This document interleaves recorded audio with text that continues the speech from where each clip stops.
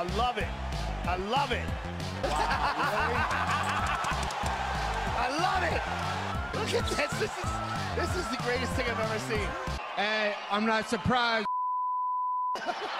What's up, homies? Leighton here for UFC Gambling Addicts, back again for another UFC full card breakdown and predictions video.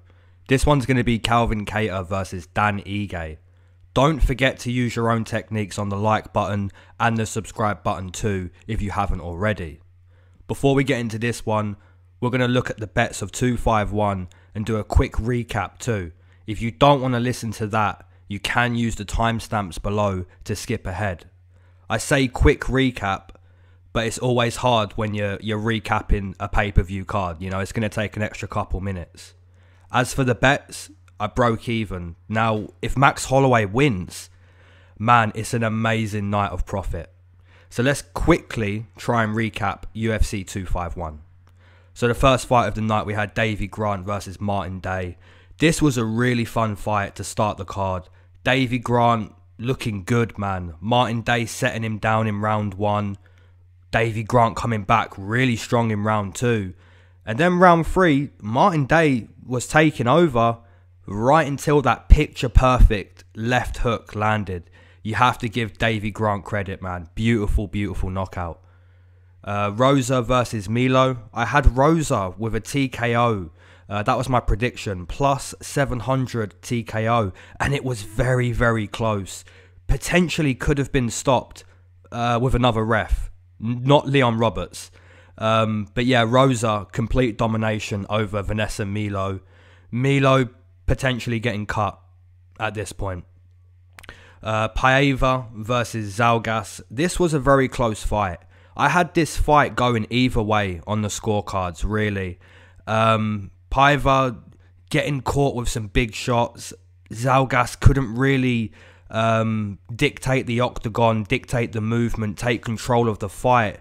And this is why the fight was very close for the most part. But all three judges having 29-28 for Paiva. But, you know, in my opinion, it really could have gone 29-28 the other way. It was a really close fight. Tybura and Grishin. Now, if I could go back and change any pick, this would be the pick that I would change. Grishin just... he couldn't keep his back off the fence. After that first round, he looked like a man who was broken. Couldn't get up off the canvas. Marcin Tybura just doing a standard big brother job inside the octagon, if you will. You know, pushing Maximus up against the fence, zapping the energy, just being the bully in there. So credit to Marcin Tybura with that performance. And, you know, searching for the finish towards the end of the third round as well. Santos and Bogatov, man. Oh my God. Bogatov, I mean, he done well in the sense that he survived when he got rocked. He was digging deep to get takedowns late. But, you know, those groin shots and then the knee to the head with the downed opponent. Someone really needs to explain the MMA rules to Bogatov because, I mean, performance-wise, obviously not the best, but, you know, he used his wrestling. He was grinding up against the fence. He was digging deep. But you have to give a lot of credit to Santos too. You know, he took some illegal strikes, still continued, and rightfully deserved to win that fight. Makwan Amirkhani, complete domination over Danny Henry. Anaconda choke. He loves the Anaconda. And I really love that technique too. You know, I've been practicing that a lot in jiu-jitsu. And it's really one of my favourite chokes, and Makwan agrees. You know, he loves that choke. Really beautiful performance. Salakov versus Zaleski. Now, I don't agree with this one. I felt Zaleski should have been given the nod a little bit more over Salakov. Now, this was a split decision, and rightfully so because it was a close fight, but man, I just felt Zaleski done a little bit more. Yeah, I mean, some of you may disagree out there, but for me, Zaleski. Jiri Prochazka versus Volkan Ozdemir. Now, a lot of people was against my Jiri prediction, but I'm totally satisfied to see him finish Volkan in that way. Now, that's not because I dislike Volkan. I think Volkan is a brilliant fighter.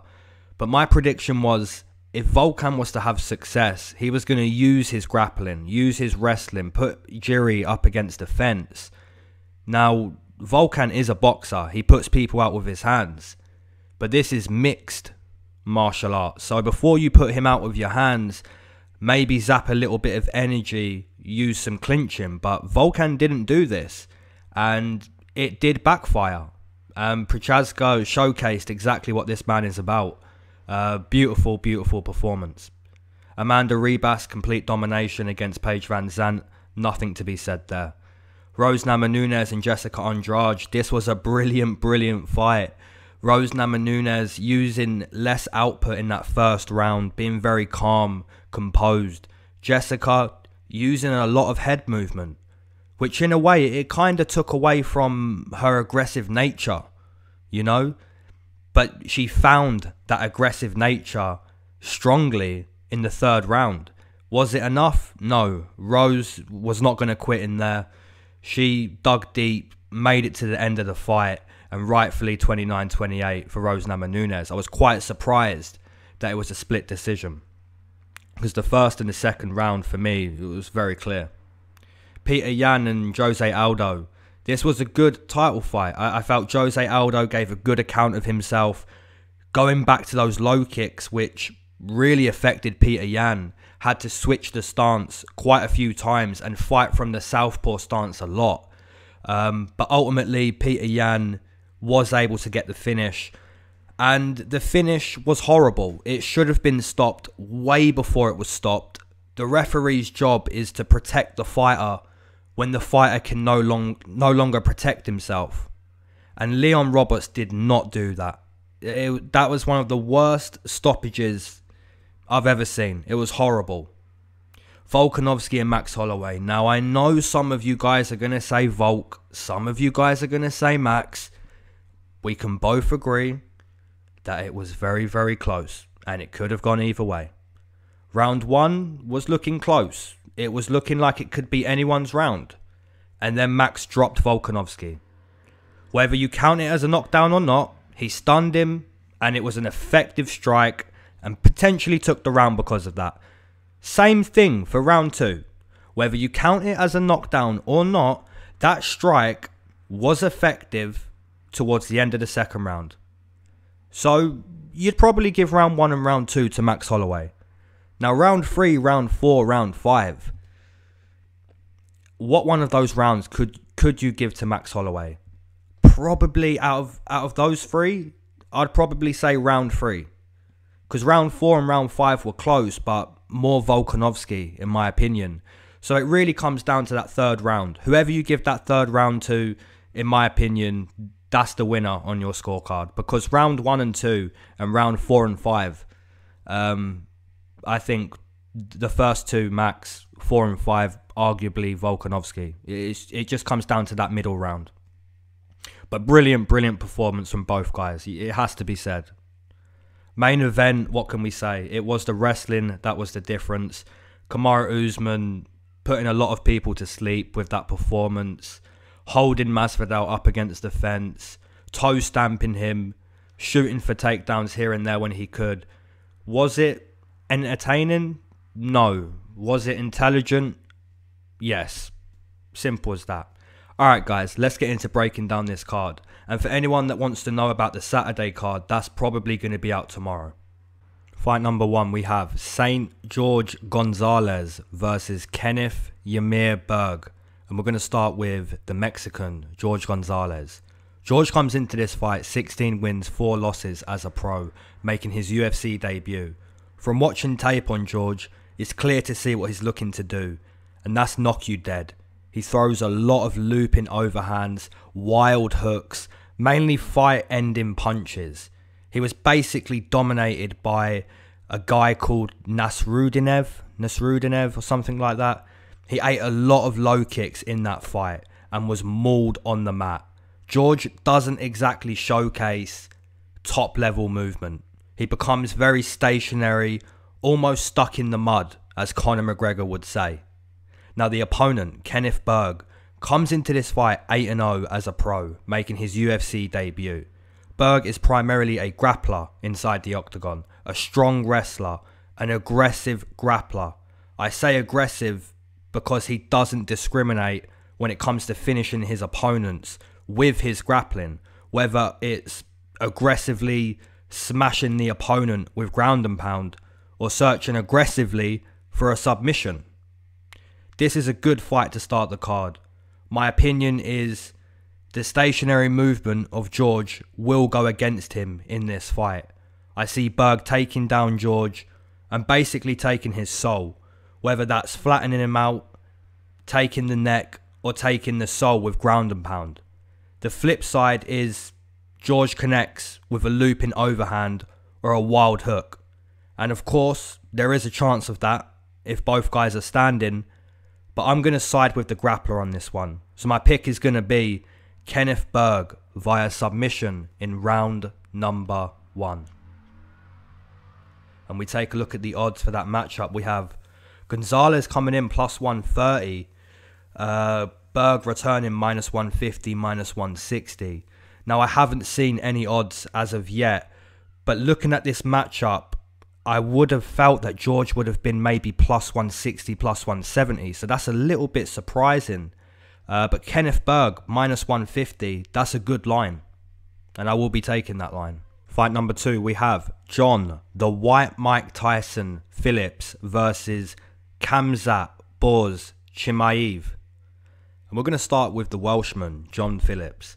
So John comes into this fight, 1 win, 3 losses inside the UFC. Primarily a brawler, a boxer inside the octagon. For those of you who have seen John fight, and I know most of you would have, you know what he's about. And that's simply going to war with his boxing. His grappling isn't the best. That's not where Phillips excels in the fighting world. Charles Byrd and Kevin Holland both able to finish John with their jiu-jitsu. John Phillips is purely a scrapper. He's coming for your head. He's going to take your shots and he's looking to land his shots, and that's the difference. That is what John Phillips is purely about. The opponent, Khamzat Chimaev, comes into this fight 6-0 as a pro, making his UFC debut. Training out of All Stars in Sweden, so he's training with Gustafsson, Latifi, all of those guys. Khamzat is a champion wrestler. His background is wrestling. However, when we look at the striking side of Khamzat's game, I'm very impressed there. His lead jab looks solid. Uppercuts look solid. The technique of his stand-up game seems more advanced than it probably should be for a guy who's only had 6 pro fights. So we basically have a veteran versus a beginner when it comes to fight experience. John Phillips will look to weather the storm that Khamzat will bring. I believe that storm will be clinching up against the fence, looking to take down Phillips.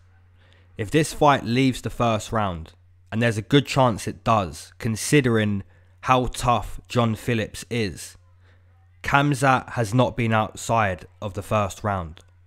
So yeah, picking this one is tough. Khamzat will also be stepping up to middleweight for this fight. For me, I'm slightly inclined to take the wrestler again in this fight. So my pick is going to be Khamzat Chimaev via TKO in round number 1. I just really like what I've seen from this guy in his 6 pro fights. He's setting people down with his jab. His uppercuts look solid. His ground and pound is very strong. And he's a very physically strong guy too, with the technique of that background in wrestling. So yeah, I'm going to take Khamzat. Am I massively confident? No. Okay, so the odds on this one, we have John Phillips coming in plus 250, plus 270, which is a little bit crazy, man. Khamzat has had 6 pro fights. You know, we saw Max Roskov a few weeks ago. You know, that's a guy that looked very promising. Another wrestler that hadn't had any adversity to overcome. Now, I don't know who said this, but this is a true saying. It's not a fight until you have to overcome adversity, because you're having it all your own way, right? You find out a lot about yourself when it's not going your way. And Khamzat is yet to experience that. Khamzat returning -300. Would I play the line? Maybe in one parlay or so, but I wouldn't be too confident. Moving into the next one, we have Modestas Bukauskas, what a name, versus Andreas the Spartan Michailidis. These are brilliant names. Okay, Modestas comes into this fight 10-2 as a pro, making his UFC debut. Modestas is primarily a striker inside the octagon, likes to use his kicks a lot. A weakness of this man's game is his takedown defense. I've seen Modestas taken down a few times. On the flip side, a positive to this man's game is his cardio. For a 205er, he can go all day. Being up on the scorecards against this man and becoming tired will backfire against you. This man doesn't have any quit in him when it comes to fatigue. And I mentioned his weakness with the takedown and the grappling. I have seen him end up on top quite a few times as well. You know, his grappling isn't the worst. He can end up in top position. Now the opponent, Andreas Michailidis, comes into this fight 12-3 as a pro, making his UFC debut. Andreas is primarily a striker inside the octagon, although doesn't mind taking you down and using his ground and pound. Andreas, just like Modestas, loves to use his kicks, whether it's a spinning body attack or even a spinning attack to the head. The head kick that he set Fortuna down with was absolutely picture perfect. A lot of work was done to the calf to be able to compromise his movement to set that head kick finish up. You know, really beautiful work to watch. So both of these fighters kind of mirror each other in a way when it comes to both being 85ers, now fighting at 205.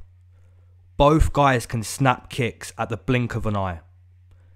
The difference for me, the place I find maybe an advantage in this contest, is the grappling. Andreas looks comfortable taking down his opponents, using aggressive ground and pound, body smothering ground and pound. The stand-up should be fun to watch in this fight, purely because of the slight mirror match we have. I just feel Andreas is maybe a little bit more of a puzzle to figure out. So for those reasons, I'm going to take Andreas Michailidis via decision.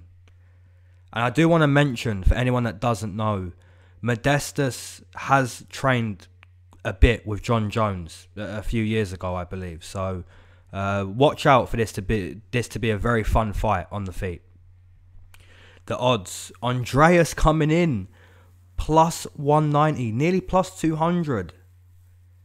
Wow, so that's my first underdog on this card. Modestas coming back minus 230, minus 220, minus 240. Wow. Okay, so I don't know what I'm missing here with Michailidis, because in the tape watching, this guy looks like a very good kicker. He can take down his opponents. He's aggressive. He has accuracy, power. Yeah, that's interesting. But at plus 200, I am going to play that line. Modestas coming back, strong favourite. Fight number 4, we have Aaron Phillips versus Jack Tank Shaw. And we're going to start with Phillips. So Aaron Phillips comes into this fight 12 wins, 3 losses as a pro, making his UFC debut. Phillips is a pretty standard guy from what I've seen. He got absolutely blasted by Chris Gutierrez with low kicks. But not many guys get away from the calf kicks of Gutierrez. You know, that guy is a brilliant calf kicker. Phillips doesn't seem to have good takedown defense either. Not that physically strong from what I've seen. If there's anywhere Aaron Phillips shines, it's his heart. You know, you can tell this guy wants it, but his skill doesn't match his heart. You know, I feel bad saying that, but that's what I feel with this fighter. Jack Shaw comes into this fight 1-0 inside the UFC.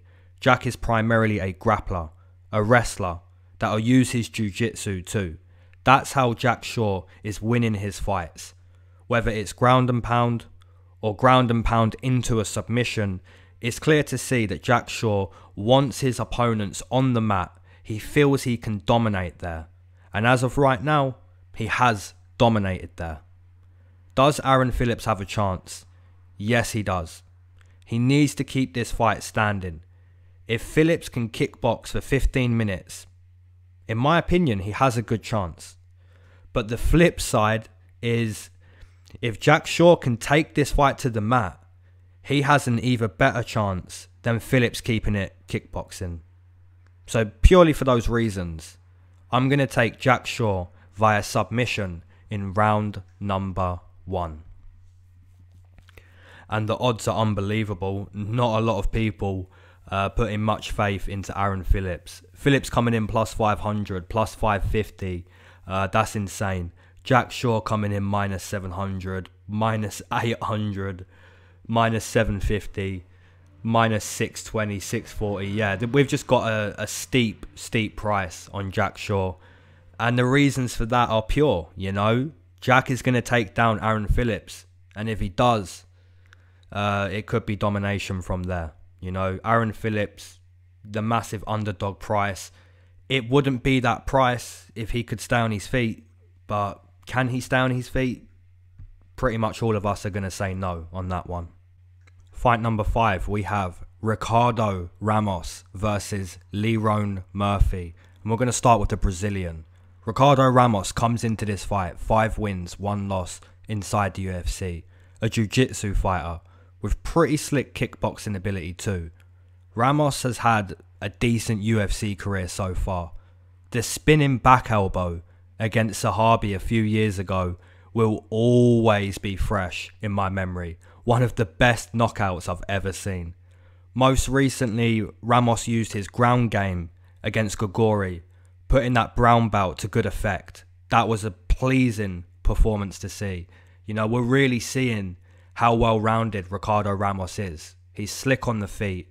He has spinning techniques, good kicking ability, and the ground game, the technique. He's a well-rounded fighter, a very good Brazilian fighter. The opponent, Lerone Murphy, comes into this fight 0 wins, 0 losses, 1 draw inside the UFC. Training out of Manchester top team, Lerone is primarily a striker inside the octagon. A powerful one too. Looking back at his UFC debut, I was quite impressed with his performance. It was a very hot venue, and I think he even came in on short notice. I could be wrong though. To perform the way he did against a talented wrestler in Tuhugov, you have to give this man credit. You know, he was taken down, he got back to his feet. You know, he looked good as the fight went on, and that's why this fight ended in a draw. This is actually a hard fight to call. The power, in my opinion, resides with Murphy, whereas the technique, in my opinion, resides with Ramos. If we look at the grappling, I'd say Ramos is better there, but not physically stronger there. It's an interesting one to think about. I see both of these guys having good moments. Could Ramos take Murphy down and keep him there? Man, I don't know. I think if Tuhugov can't keep down Murphy, I don't think Ramos will necessarily be able to keep down Murphy either. So that's why this one's interesting to think about. So it could come down to kickboxing. For me, I'd rather side with the technique in the kickboxing rather than the guy who's going to compete and, you know, be maybe a step behind, but he has that knockout power. You know, a little bit like Davy Grant, right? He could be a step behind, but he has more punching power. So it could work out for Lerone Murphy. But I think if Ramos doesn't get caught with that knockout punch, is able to take down Murphy, even if he can't keep him there, I think he's just going to be one step ahead. So for those reasons, I'm going to take Ricardo Ramos via decision. And the odds, the very fair odds, very, very fair odds. Ricardo Ramos coming in minus 160, minus 150, even getting as low as minus 135, which, yeah, that's about right. Lerone Murphy returning plus 105 all the way up to plus 150. So we're not exactly sure how much of an underdog Lerone Murphy should be come fight night. In my opinion, he shouldn't be any more than a plus 125 underdog. But if Ramos could maybe get down to minus 130, minus 140, that's definitely worth a play, in my opinion.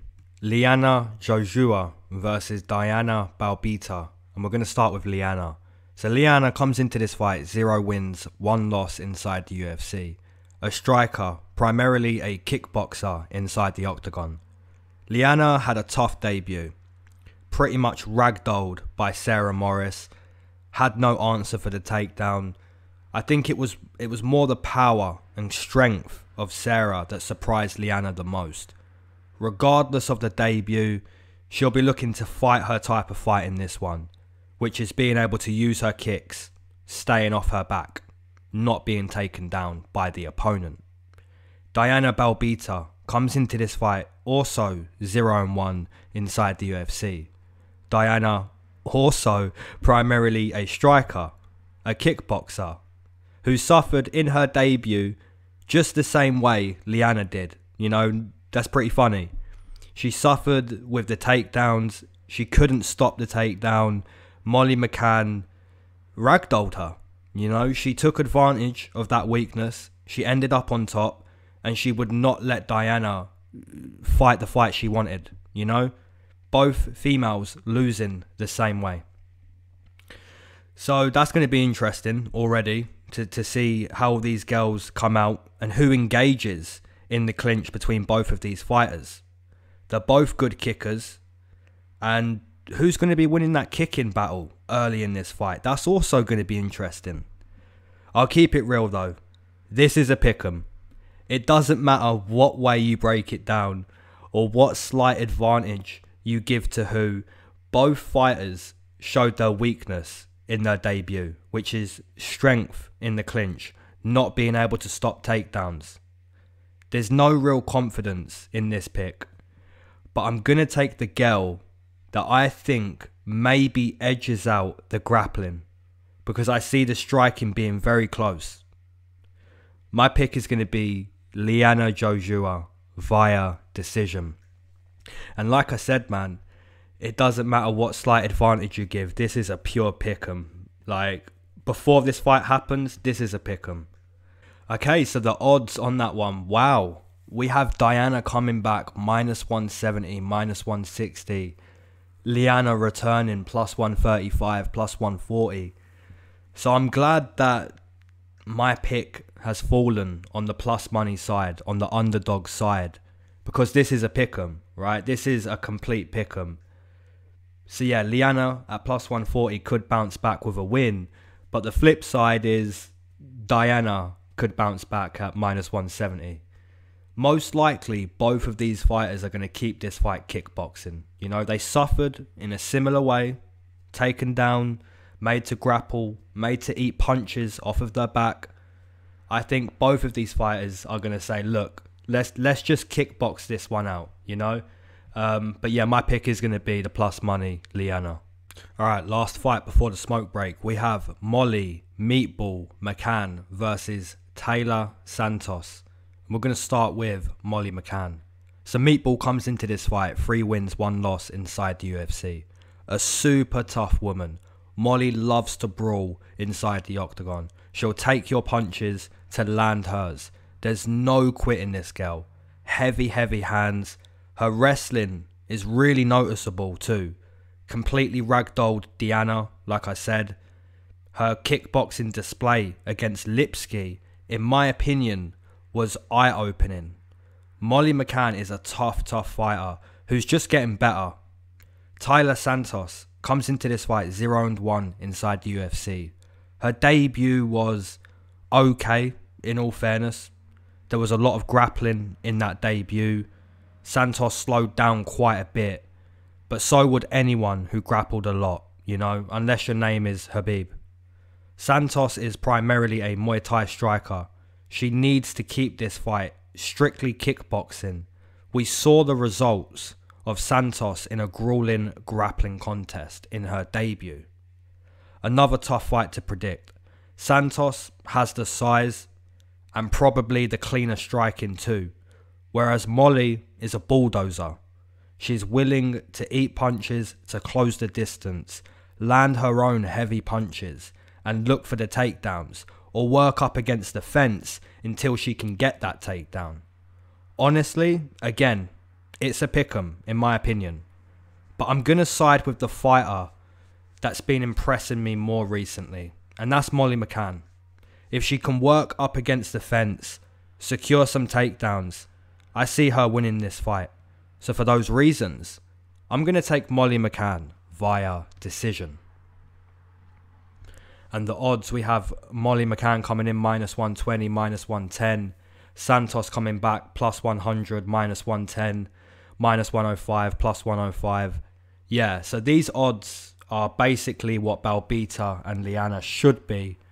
But yeah, perfect. It's a pick'em. Santos, probably the cleaner striking. She has the big octagon to work with, which will go against Molly Mccann in this one. But Molly is still, she has to do the same thing that she would have done in the small octagon. That's take the space away from Santos, put her up against the fence, look for takedowns, mix it up with those big punches on the feet. And if she can do that, I think she could win this decision. Taylor Santos isn't a bad bet either, because if she does keep it standing, then it's going to be close, arguably favouring Santos with the kickboxing. But the pick will be Molly Mccann. Alright, homies, you know what time it is.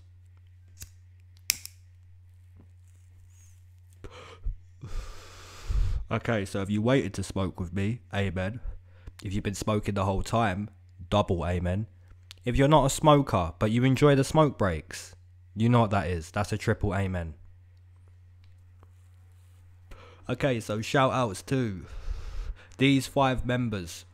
They joined my subscription. I think it's like $4, $5 a month, something like that. Shout out to you 5 guys.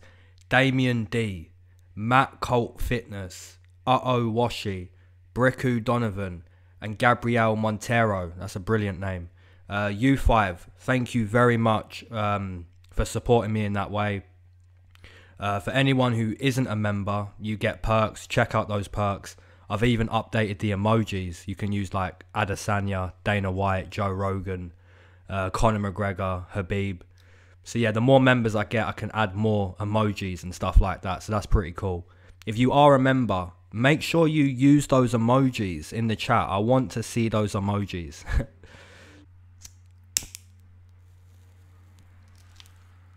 I hope all of you guys are doing well. I hope everyone's safe, doing well, good health, all of that good, beautiful, positive stuff. I'd like to also thank everyone, man, for the comments that you guys leave on these videos. You know, I go back and I reread all of these comments, man, and every time, every week, I'm amazed with this tight-knit community that I have. You know, all of you guys, brilliant people, man. Brilliant community. Love what I'm doing. Love that everyone's, you know, I see names that I see over a year ago, a year and a half ago. Every single week I see new names. I see people leave these comments, man, and it's like we're all friends. You know, it's a beautiful feeling. Now, one thing I do want to chat about, I was watching or listening, should I say, I was listening to Faraz Sahabi last night, because this guy is, you know, this guy's a wizard, right, when it comes to knowledge of this sport. And he was speaking about strength conditioning. It's better when you're doing more body weight exercises, more like gymnastic type of movements and balance, than doing your compound lifts like squatting, deadlifting, bench press, all of that kind of stuff. So what do you guys feel about that? You know, especially the guys that train who are listening to this. When it comes to adding strength to your fighting ability, what do you prefer? Do you prefer the body weight or a mixture of both? Let me know, because that's interesting. You know, it's really interesting to hear Faraz Sahabi talk about how he just, you know, disregards pretty much these compound movements and does them by himself, you know, with no added weight. He basically speaks about soreness. He said, you know, if he wakes up sore tomorrow, he's really annoyed with himself. And that was interesting to hear. So let me know in the comments below. I felt that was an interesting topic to add to this smoke break.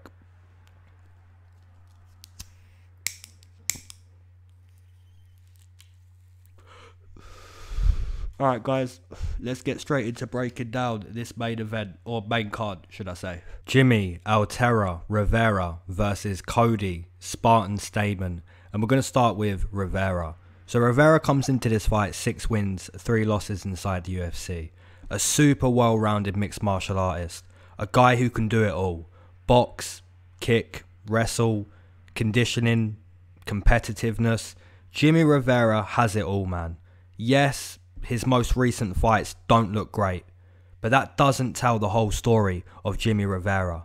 Jimmy has wins over Pedro Munoz, Uriah Faber, Alcantara, Thomas Almeida. Just a few years ago, Rivera was a real contender in the 35 weight class.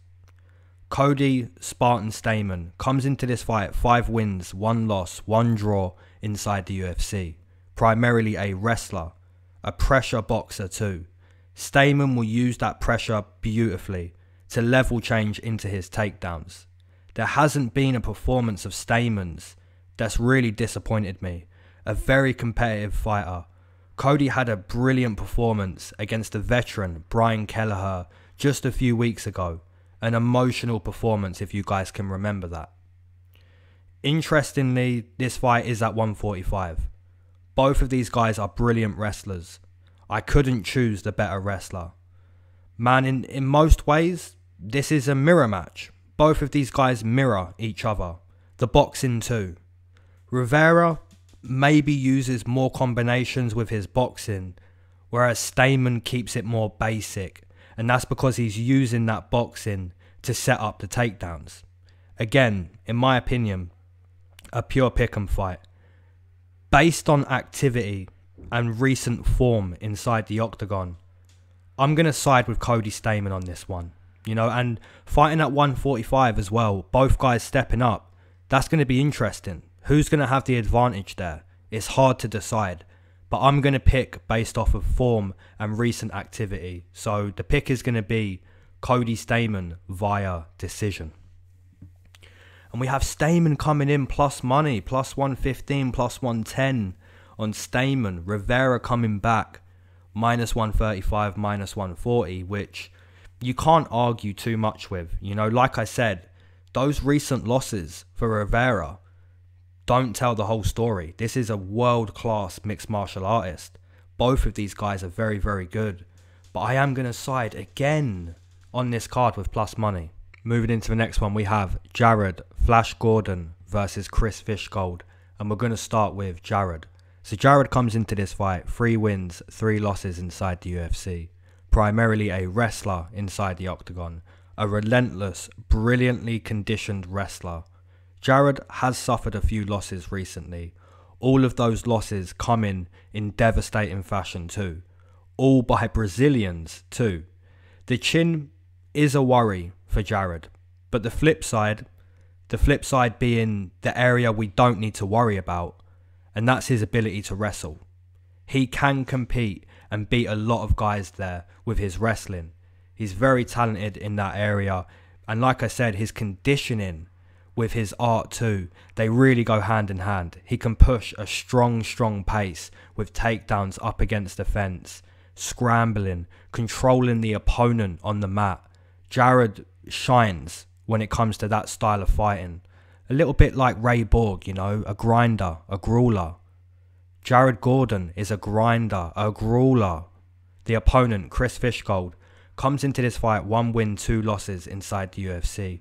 Primarily a grappler inside the octagon. Chris loves to use his takedowns, you know, as well as Gordon. Chris is looking to take you down and use his BJJ from there. Had a very tough debut against, you know, the man headlining this card in Calvin Kattar. the boxing was the difference in that one. Most recently, Chris fell short against Amir Khani and an anaconda choke. You know, Amir Khani loves to use that anaconda choke. Grappler versus grappler. Jared is also stepping down to 145 for this fight. Whether that's a good or a bad thing, we can only find that out when this fight happens. If we're looking at who's a better wrestler, without a doubt, that's Jared Gordon. But like I said earlier, the chin is a worry. If Fishgold can survive on the mat, take this fight into deep waters, he could potentially finish Jared Gordon. But if Jared is able to work Chris down, zap the energy up against the fence and on the mat, those takedowns could just keep coming. So for those reasons, I'm going to have to side with the better wrestler on this one. And that's going to be Jared Gordon. So yeah, those takedowns could keep coming. And if they do, Chris Fishgold may not have enough in the tank to stop them. So for those reasons, Gordon via decision. The odds, I respect these odds, man, because, you know, Jared Gordon is stepping down an extra 10 pounds. His chin is starting to fade a little bit, and that's why he's only a minus 140. Chris Fishgold returning plus 130, plus 125. He has fought at 145 a lot in his career, so he knows this weight class, he knows what it takes to make the weight, so that won't be a worry for Chris. Chris has a pretty good chin as well. You know, Calvin Kattar has brilliant boxing. There's no surprise that Chris wasn't able to take those punches, but Jared Gordon doesn't have that style of boxing. You know, he's not that fighter. He's a wrestler. The pick is going to be Jared, but I wouldn't be overly confident in this matchup. Abdul Razak Alhassan versus Munir the Sniper Lazzez. And we're going to start with Alhassan. So Alhassan comes into this fight 4 wins, 1 loss inside the UFC. He's been away for a while. He was wrongfully accused of assault, so that's why he's been away from the octagon. Alhassan is a monster. His punching power is devastating. We've seen that. It's nasty. His strength in the clinch is very strong too. He has that judo background. Inactivity obviously is a worry, of course. We don't really know if the same Alhassan is going to turn up.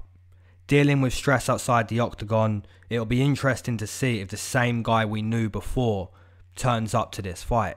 Because if he does, it should be a pretty one-sided fight. Alhassan, like I said, man, he's a monster.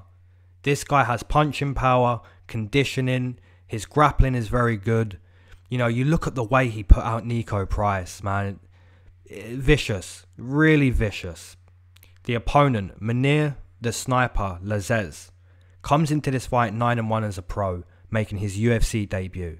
Primarily a sniper inside the octagon, as his ring name implies. And I'd agree with that too. Munir is certainly a flashy guy, spinning attacks high and to the body. He really picks his shots. He's not looking to brawl or get into a slugfest. He's a sniper. Quick and precise is what Munir is trying to perform inside the octagon. And in all fairness, I see why he's been given the opportunity in the UFC. He doesn't look bad at all. He really doesn't. Alhassan, like I said earlier, is a monster. Killing power in his hands.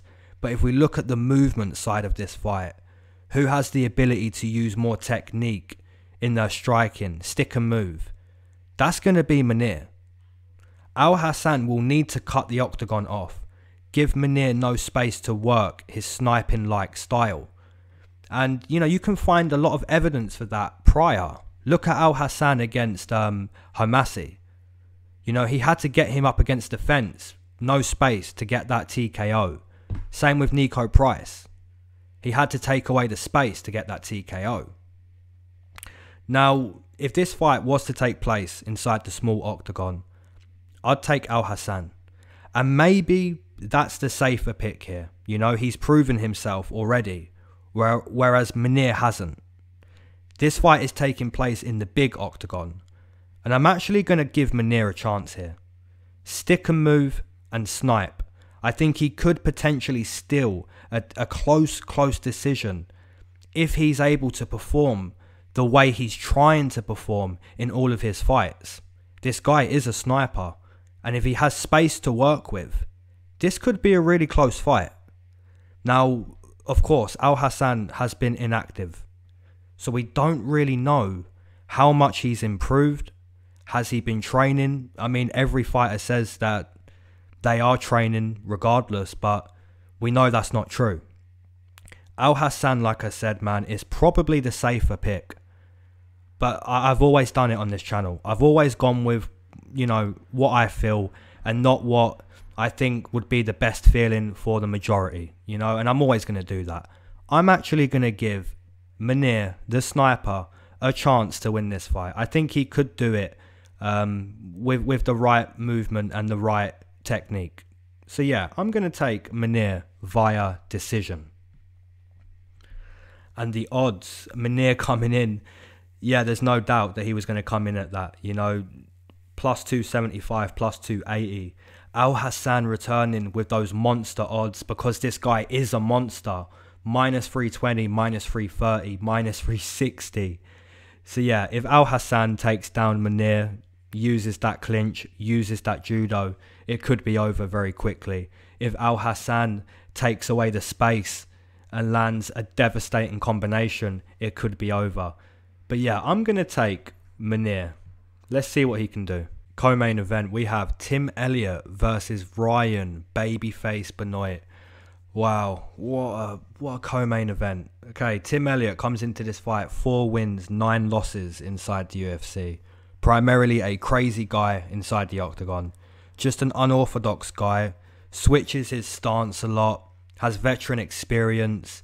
There's no doubt Tim Elliott has high level talent.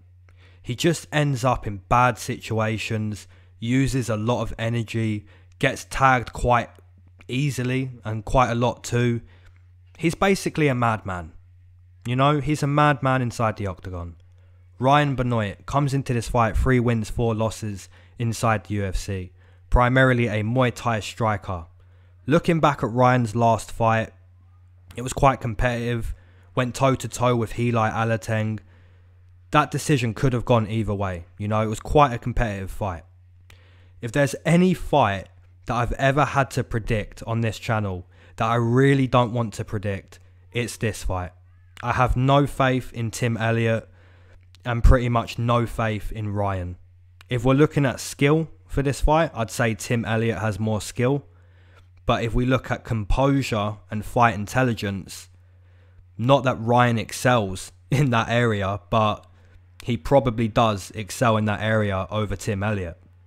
It's one of these fights that's just impossible to be confident in. Part of my brain is saying, look, Tim Elliott is the pick here, even if he is a nutcase. And then the other part of my brain says, don't take Tim Elliott. His decision making is nowhere near the level it needs to be at because he's a madman. He is a madman inside the octagon. Either side of the fence is a dangerous pick.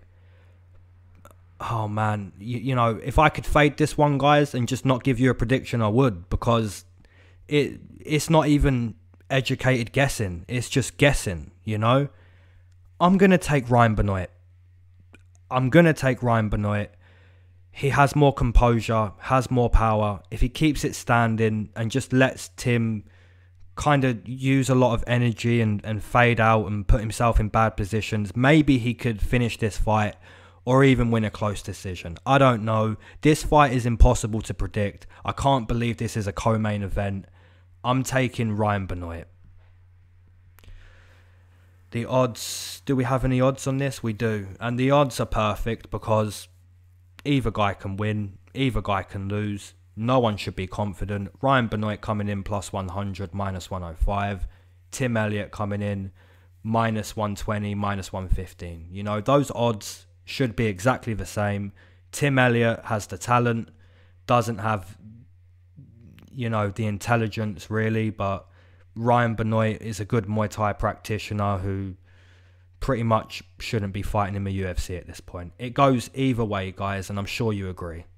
Main event time, my homies. We have Calvin, the Boston finisher, Kattar versus Dan Dynamite Ige. And we're going to start with Calvin.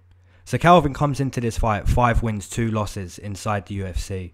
Primarily a boxer inside the octagon. Calvin's high guard boxing is very hard to deal with.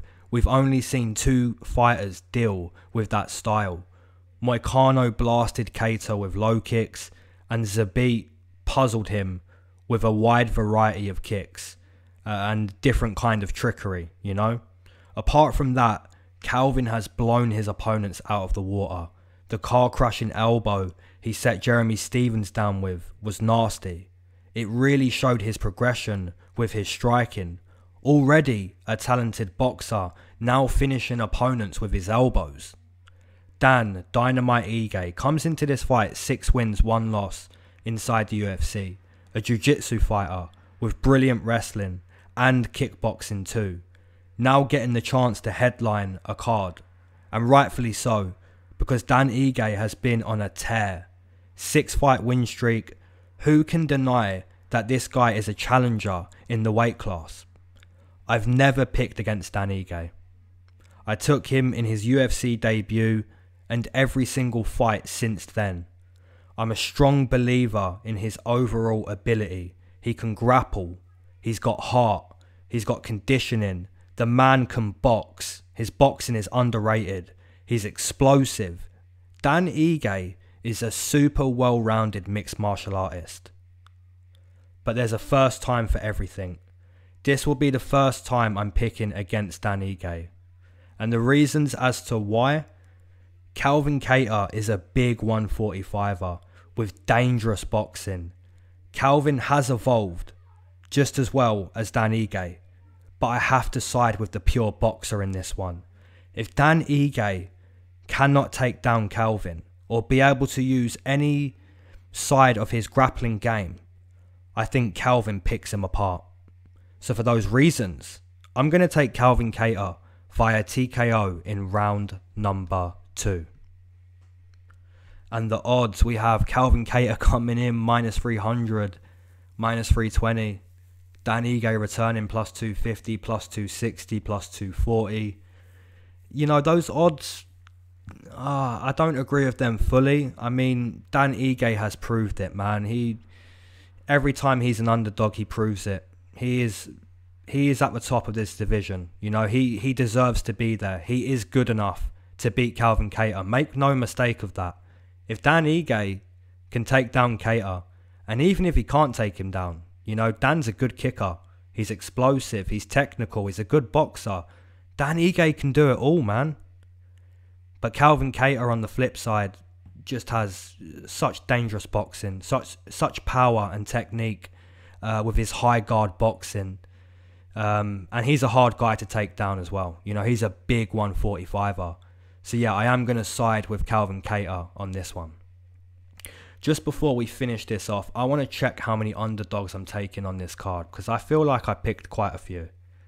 So I'm taking Andres Michailidis is 1, Ryan Benoit is 2, Liana's 3, Stamann's 4, Munir's 5. Okay, so 5 underdogs on this card for me, which is quite a heavy underdog card.